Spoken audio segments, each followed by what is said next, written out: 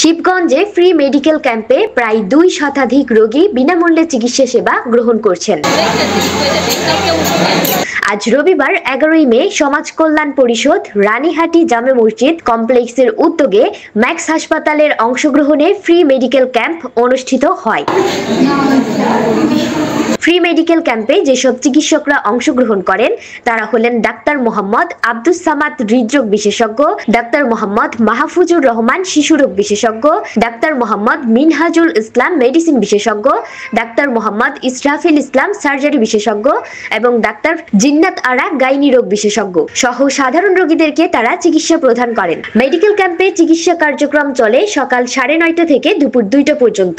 একদিন ব্যাপী চলা এই ক্যাম্পে রোগীদের বিনামূল্যে স্বাস্থ্যসেবা ও প্রয়োজনীয় ওষুধ সরবরাহ করা হয়। সাধারণ রোগীরা বলেন, আমরা অনেকদিন ধরে শারীরিক সমস্যায় ভুগছিলাম, কিন্তু টাকার অভাবে চিকিৎসা করাতে পারছিলাম না। এখানে এসে বিনামূল্যে ডাক্তার দেখিয়ে ওষুধও পেয়েছি। এটা আমাদের মতো দরিদ্র মানুষের জন্য অনেক উপকার হলো। আরো জানা যায়, কারো দীর্ঘদিন ধরে হাঁটুর ব্যথা ও শ্বাসকষ্ট, এখানে বিনামূল্যে ডাক্তার দেখানোর সুযোগ পেয়েছি, ঔষধও পেয়েছি।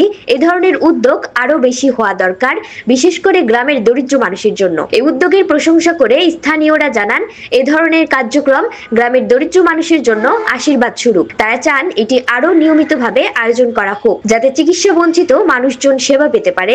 আসলে সমাজ কল্যাণ রানীহাটের আজকের আয়োজনটা খুবই সুন্দর ছিল। এটা মনে হয় এত বড় পরিসরে প্রথম আয়োজন। আমরা ম্যাক্স হসপিটালের পক্ষ থেকে এখানে এসেছি। আমরা আজকে 6 জন ডক্টর ছিলাম।